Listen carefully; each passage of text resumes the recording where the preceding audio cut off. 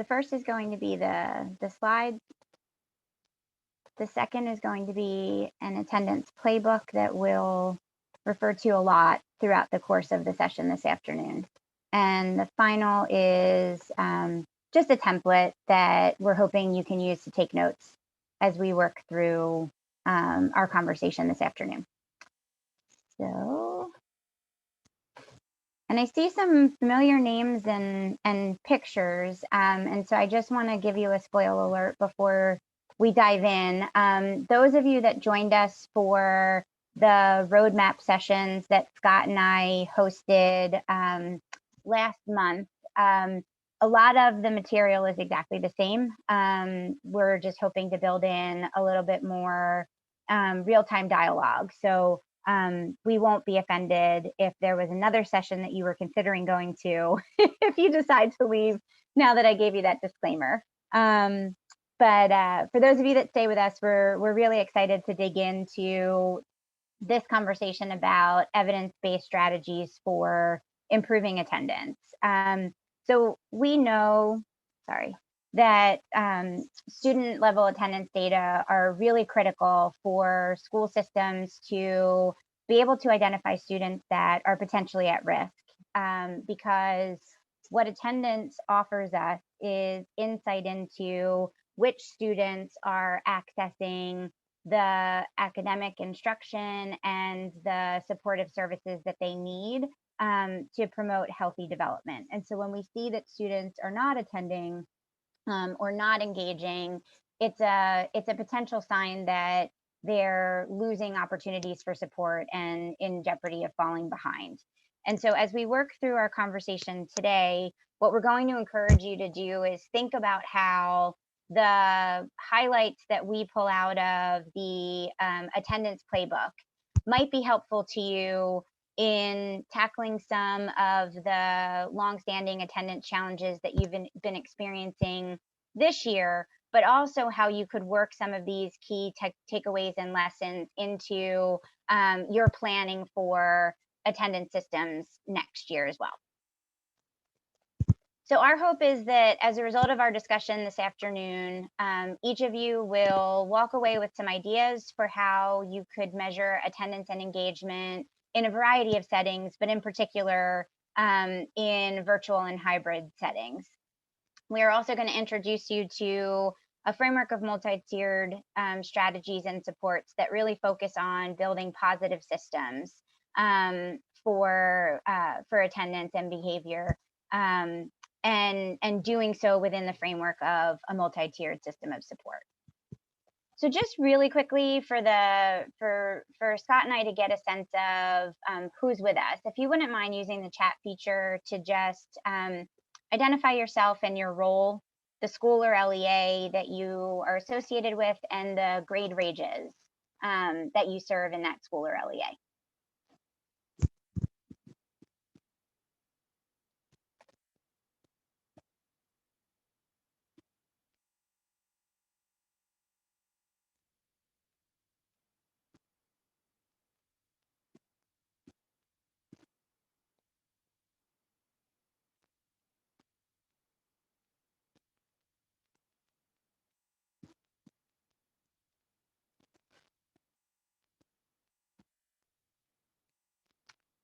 Nice. So it looks like we have a really nice mix of school level, central office level, intermediate units, and then some that span the entire K-12 continuum, and then others that are in the early grades, middle grades, and high school grades. So it's nice to virtually meet all of you, and you know, we would love you to continue to use the chat feature to share ideas, ask questions, seek clarification, so that we can make sure that that there's at least one thing that you take away from this conversation and can apply it almost immediately within your setting.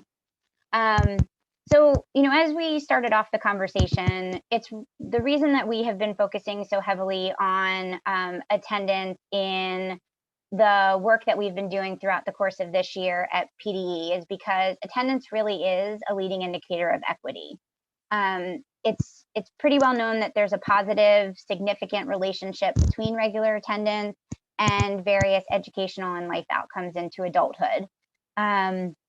There's also, a recognition that when students regularly attend school, it means that they have access to the academic and other support programs and services that are important for their wellness and development. And, as I had teed up our intro, if educators are not in a position to proactively, reliably, and easily identify students that are in need of additional support, there's a substantial risk that those students are going to struggle and fall further behind. And this has been even more obvious and relevant in the context of this past school year. So first, we're going to focus on kind of reworking our common way of thinking about attendance. And so traditionally, the mere act of showing up to school was counted as attendance, and therefore assumed to some degree that the student was engaged in all that being in school has to offer.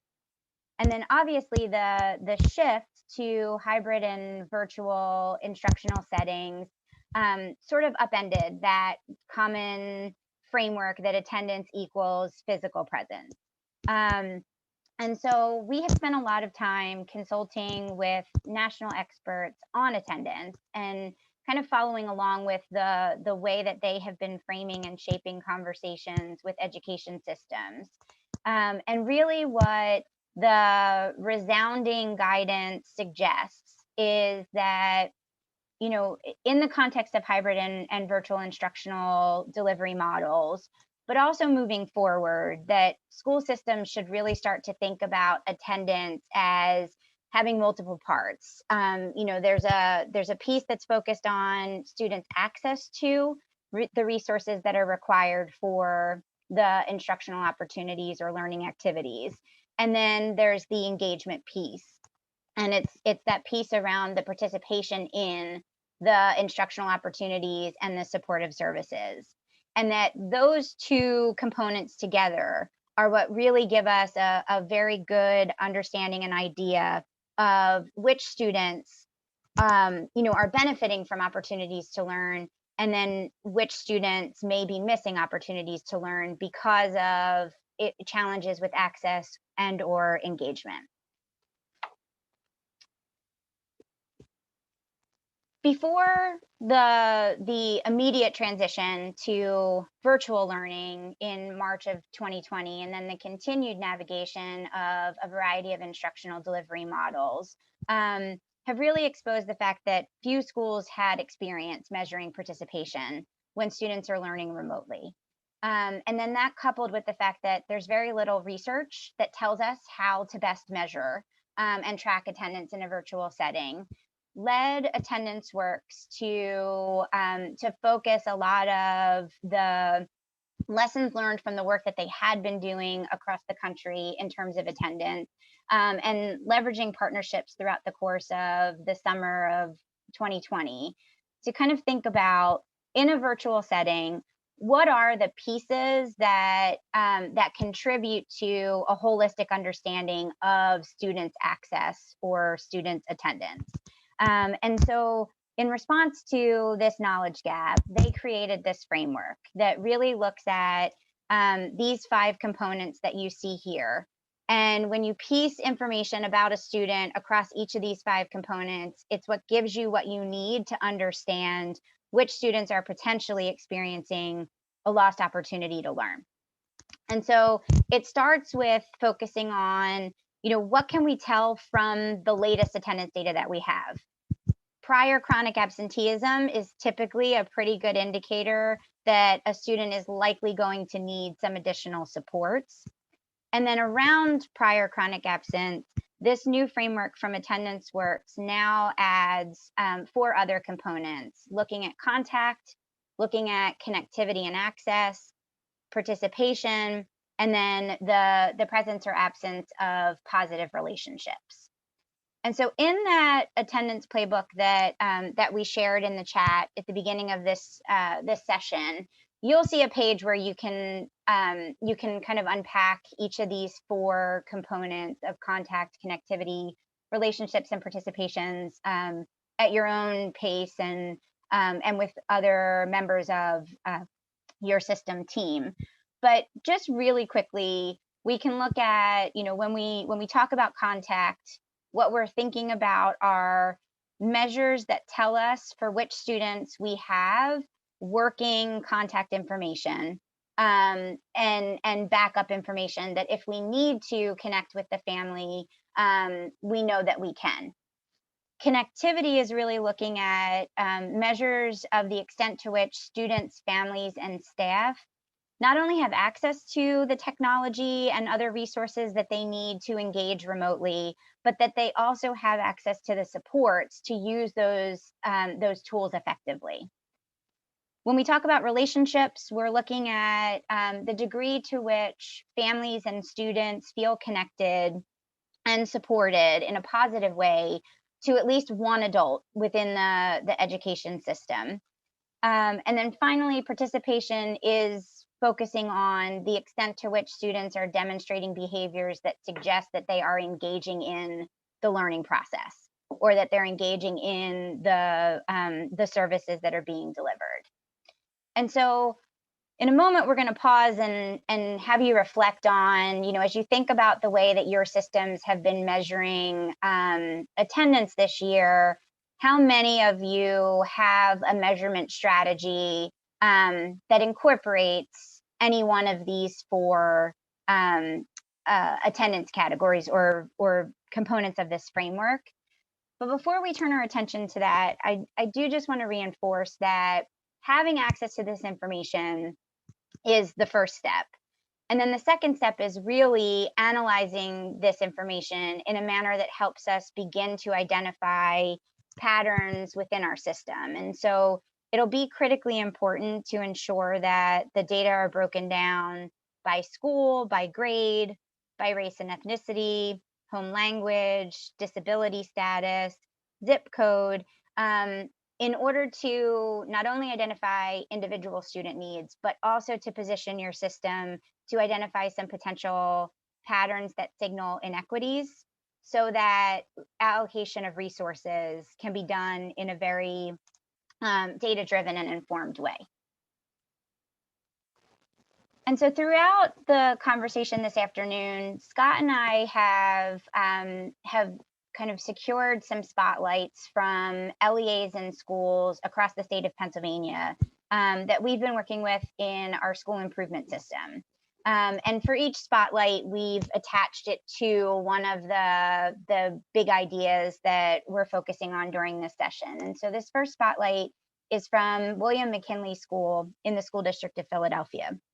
And the reason that we spotlighted William McKinley is they have some concrete examples of ways that they have flexibly adapted their original attendance policies and data collection efforts in real time in response to some of the challenges that they were seeing emerge in their data analysis. And so where William McKinley had spent a lot of their energy and effort in the beginning of this school year was focusing on ways in which their attendance coding systems may have been identifying students as absent who were not really absent. And so what they have worked to do with their complement of educators within their school is to make sure that students receive credit for attendance for any class that they log in to, even if it's not the homeroom class where attendance is typically taken. So teachers and leadership members work closely together to monitor attendance weekly and make corrections as appropriate. All partner teachers cross-reference each other's Google Classroom Meet sessions to confirm that the attendance code for a student on a given day is accurate. And if the child's attendance is captured in one place but not another, they then reconcile those differences in a manner that gives students credit for the amount of the instructional day that they have engaged in.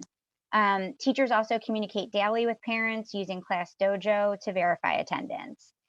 And then when appropriate, attendance is measured by engagement in classwork even if the student isn't physically present during a live class session. And this was introduced into their attendance tracking system in response to some challenges that students were experiencing engaging according to the schedule that had originally been mapped out.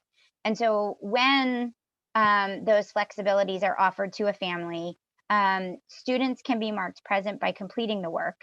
And for students and families with 10 or more unexcused absences, the school offers a modified instructional plan where they provide an option for weekly virtual classwork packets. And then once that work is completed, the student is recoded as having been present.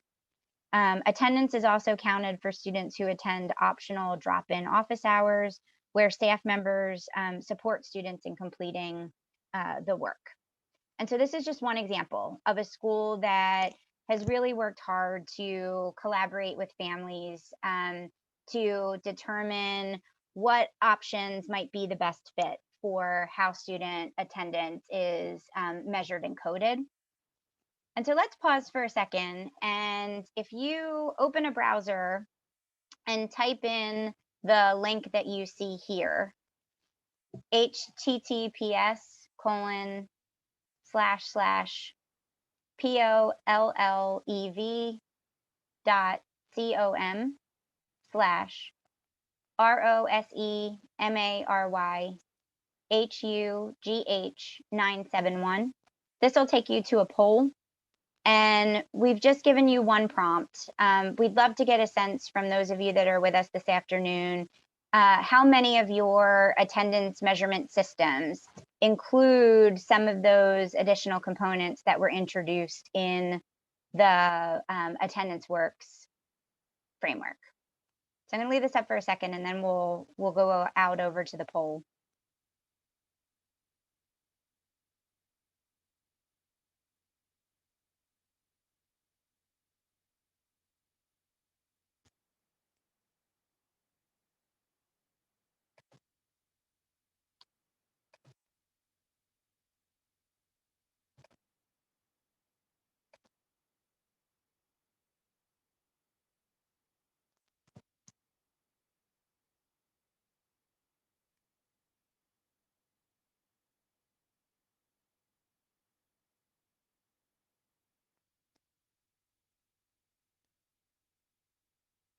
And if you do reply other, if you could share in the chat what that other measure is that you've incorporated into your attendance systems this year.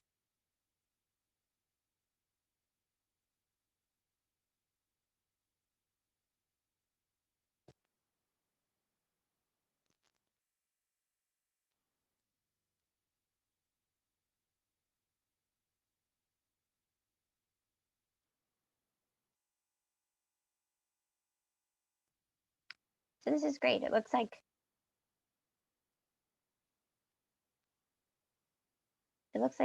there's a nice pool of colleagues who are with us this afternoon that have also included information about contact, connectivity, participation, and that you're differentiating attendance between in-person and remote learning. And let's see what some of the other examples.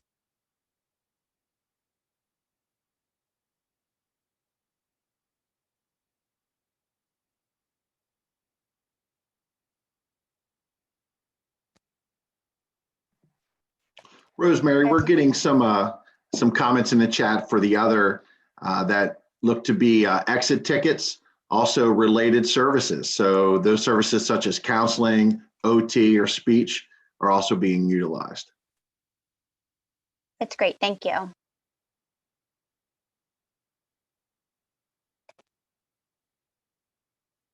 Stephanie, thank you for sharing the link to the poll.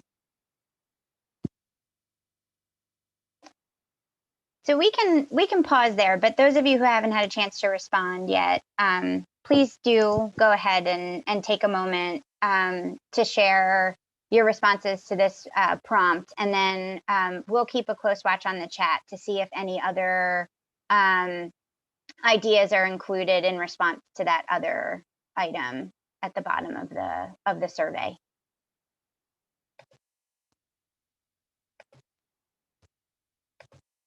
So let's go back to our slides.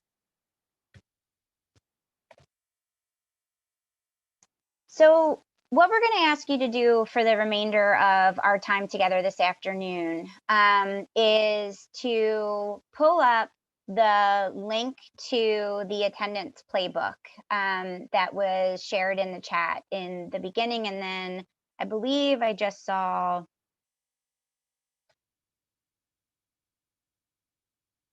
thank you, Greg. Greg uploaded it again for those of you who joined after we got started.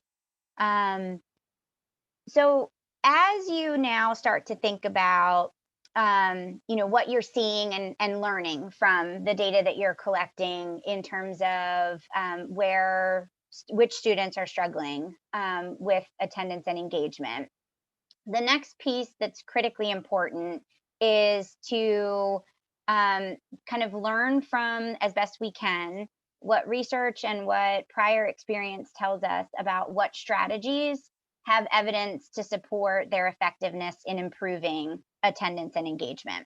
And so there's several places that you can turn in addition to the playbook. So on the PDE's Office for Safe Schools website, you'll find a lot of really helpful information associated with strategies for mitigating truancy.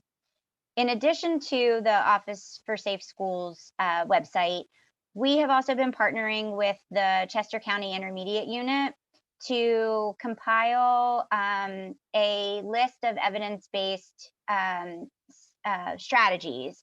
And in addition to identifying which strategies work for particular outcome areas, and attendance is one of the areas that's covered in the Evidence Resource Center, it also provides useful information about the requirements to implement the strategy well. And so that's another resource that you can consult after our time together this afternoon.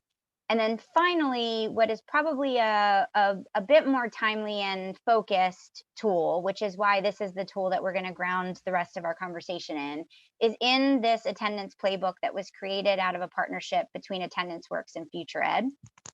And so what this framework offers us, or what the playbook offers us, is a focus on strategies that are grounded in a multi-tiered system of support. And so they'll stress the importance of effective messaging about attendance and creating a welcoming school climate where all students and families feel a sense of belonging. Schools and districts across the United States that are successfully combating chronic absence and truancy are doing so through a focused, multi-tiered system of support that's focused on removing the barriers students and families are facing. And as this pyramid shows, the 3 tiers of intervention sit on top of some foundational supports that create a school environment that is that has all of the necessary building blocks of schools that promote positive attendance. And so these are those foundational supports. And as you look across each of the blue blocks that are part of this visual, you'll see things that will resonate for you, that if this was blank and somebody asked you, what are some of the components that go into a recipe for creating a school environment that positions students, staff, and families to feel safe, supported, welcomed, and as if they belong? I'm sure many of you would have self-selected each one of these if we were to piece it all together. What I want to reinforce as we prepare to move on to some examples of strategies at Tier 1, Tier 2, and Tier 3 is in systems where we start to see that a pretty notable proportion of students are demonstrating negative attendance behaviors and or are meeting the threshold for chronic absenteeism or habitual truancy. it is likely indicative that there may be some individualized or targeted supports that students need to overcome the barriers that they're experiencing. But when you have, more than 10, 15% of a student population that's demonstrating challenges with attendance, it should prompt the school or the LEA to also revisit these foundational supports and assess which of these may be missing or which of these foundational supports may not be quite sufficient to establish that fundamental base that's required for a safe, welcoming, and healthy learning environment. Once these foundational supports are in place, then we turn our attention to those whole school tier 1 strategies, which establish a foundation for positive attendance. And what we typically see in schools with highly effective tier 1 systems of support are 3 main strategies. The first are clear expectations and communication about attendance. The second is a warm and welcoming school climate. And the third, positive relationships with students and families to identify and remove the barriers that are getting in the way of good attendance. And so we have 4 schools that we have spotlighted for the strategies that they're implementing or the way that they've reimagined their tier 1 strategies in the face of full virtual or hybrid instructional delivery models. So Stowe Rock's Primary Center, like many schools across Pennsylvania, found itself in a situation where students, staff, families were being expected to engage in virtual learning, which required use of technology that they may not have been previously familiar with. And so the school started to notice that this was potentially compromising positive attendance behaviors for their school community. And so what they worked to do was launch a tech squad, which was composed of teachers and school counselors who visited homes as well as provided virtual support to ensure that students and families had access to the materials that they needed, but also knew how to effectively use those materials to engage in the learning opportunities that were being offered. They also scheduled 1-hour periods per day that were completely dedicated to teachers making calls home to students and families. And the purpose of that was really to build these very strong positive relationships between the classroom teacher and the students and their families. And then finally, another example of an effort that they launched as part of their tier 1 strategy was a lunch bunch that they hosted in a central location. And what they did was they tried to couple families' pickup of school lunches with some on-site real-time tech support and access to answers that students and families required in order to be able to improve attendance and engagement. At Pittsburgh King, what they've really done is leverage community partnerships in order to grow and enhance the tier 1 strategies that were available to students and families while they were in a full remote learning model. So they partnered with the Pittsburgh Steelers and Cam Hayward to host a meet and greet that was used to create incentives for attendance challenges. They've also been partnering with historically Black colleges and universities to provide paraphernalia and also positive messaging around the importance of post-secondary education. They've partnered with a local church to offer drives that provided students and families with access to some of the basic needs that they were seeing across their community, as well as offering a learning hub. So for families who needed an option for students to be supported in virtual learning because they had other commitments related to employment or other priorities that created challenges for them to facilitate learning. The partnership with the local church created this learning hub with staffing and access to the tools that students needed to engage in virtual learning throughout the day. And then finally, they've leveraged peer-to-peer learning opportunities where teachers who are showing or experiencing higher rates of attendance and engagement in their classroom compared to their colleagues, they're creating a space and allowing those teachers to share what it is that they are offering or doing in their classrooms that could benefit their peers who are not experiencing similar levels of success with attendance and engagement. In Wagner Middle School, they've really focused on student-teacher relationship building. So they ensure that every day students are greeted warmly and acknowledged when they quote unquote enter a room. Adults go out of their way to ensure that students feel recognized and listened to. And in the beginning of the year, all teachers made phone calls to students assigned to their advisory and asked for the best contact information, shared clear expectations related to attendance requirements, and answered any questions that families had about the revised attendance policies in light of a full remote learning model.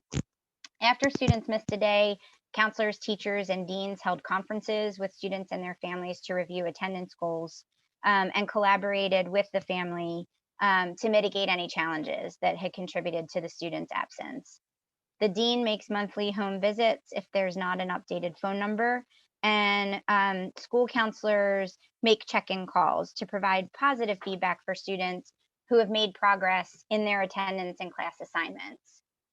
Students complete attendance trackers that allow them to see their own attendance data in real time. And then the school team checks key performance indicator data daily to ensure that they are readily informed and designing strategies to mitigate challenges with attendance when they see them. Wagner is another school that leveraged partnerships with other organizations in order to provide students with access to academic and other extracurricular activities, as well as supports through mentoring, emotional support groups, and connection to resources to meet basic needs. And one of the efforts that Wagner has identified as being key to their success is they've been providing ongoing professional development to teachers on trauma-informed practices. Kensington Health Sciences Academy is a high school in the school district of Philadelphia, and they really focused on enhancing their advisory model because they were worried about students' access to educators in a full remote instructional delivery model. And so what they did was, in addition to the typical advisory model, they also added an additional checkpoint where every advisor conducts one-on-one meetings each week with their advisees. And it just has given them some additional time to get to know students, as well as for students to have somebody that they can share their experiences as they've been navigating, the same challenges that the education system has been navigating throughout this year. Kensington Health Sciences also launched monthly attendance challenges, and those had proven successful. But what they realized was those attendance challenges were offering opportunities to students who won the challenge that other students really needed benefit from as well. And so in addition to those monthly attendance challenges, they've also introduced community building events. Some of them are virtual, some of them are hosted on school grounds, but outdoors if at all possible, and following the necessary social distancing requirements. And the feedback from students has really suggested that these school community building events have been really effective for connectedness to school. And so school students have requested that even when the school returns to in-person learning, that they maintain these community building events. So now as we turn from tier 1 to tiers 2 and 3, it's really important for us to pause and think about what information we would need to add to what we've already been talking about capturing as it relates to attendance and engagement. And piece of data that's going to be critically important to understanding why we're seeing what we're seeing when our data signal to us that students are demonstrating chronic absence or habitual truancy is to know why. And we really find this framework that Attendance Works had introduced before COVID. But I think as you look across the bullets that are on this slide, many of these will still resonate, with the exception of a few that are specific to a face-to-face learning environment. But what we find helpful is the way that these factors are categorized. And so you think about, when you see barriers, we're thinking about things that physically prevent a student from being able to attend and engage. And you'll see things like illnesses, mental health, or other care that's important for wellness and development, trauma, frequent moves or changes in school, and then involvement with other social service systems are some of the physical barriers that prevent student attendance and engagement. The second category really focuses on the quality of school experiences, and in particular, those things that create negative school experiences for students. The third category is engagement, and here's where you really start to not just look at student behaviors, but also the potential characteristics of the education environment or the learning experience that are contributing to the lack of engagement. And then finally, misconceptions, which is a misunderstanding of the importance of attendance, but also of how few days missed can have such a big impact on students' progress and in learning and development.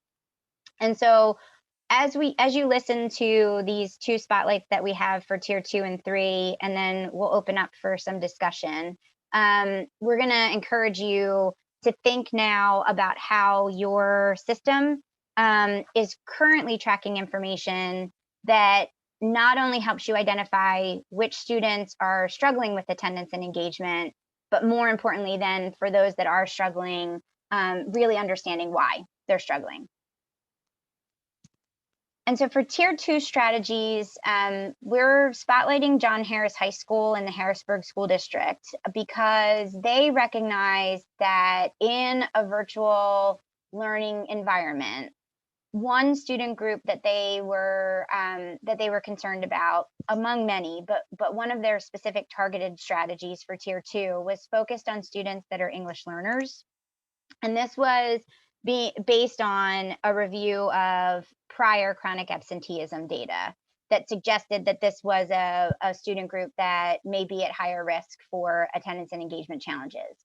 And so what John Harris High School did was launch a specific effort focused on supporting English learners in 9th grade because of the critical importance of that transition year.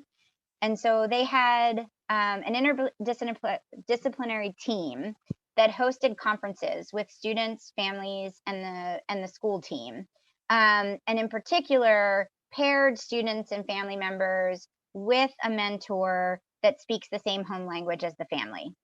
And through these conferences, they started with some information gathering and opportunities to get to know one another. But then as the year progressed, they worked really closely together with the school team and the student and their family to ensure that as needs arose, that the team was well positioned to step in and meet those needs on behalf of the student and family. And their attendance data among 9th grade English learners is showing such positive signs of impact of this strategy that the school is now growing this strategy as one of their tier 2 supports for English learners in other grades within the high school. And then finally at tier 3, we are spotlighting Crispus Attucks Charter School.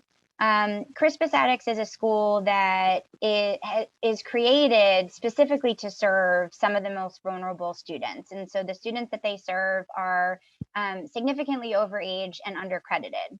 And so they have a prior history of extreme chronic absence, They also tend to be students who are involved with other agencies such as health, housing, social services. And at tier 3, we are typically focusing on building a system of supports for students that need more individualized case management.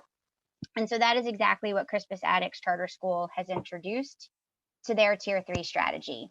They're using person-centered planning, which is a strategy that's typically used in transition planning for students with disabilities. And what the school has done is adapted that model to use it as an ongoing goal setting and problem solving process. Sorry. For students that are demonstrating significant chronic absenteeism. So mentors work with students to identify individualized attendance and learning goals. And then when they start to see warning signs of disengagement, the mentor and the student work together to develop a strategy for mitigating those warning signals and improving attendance and engagement. And a lot of those conversations are really ground in why attendance matters to whatever personal goal the student has established for their next step after high school.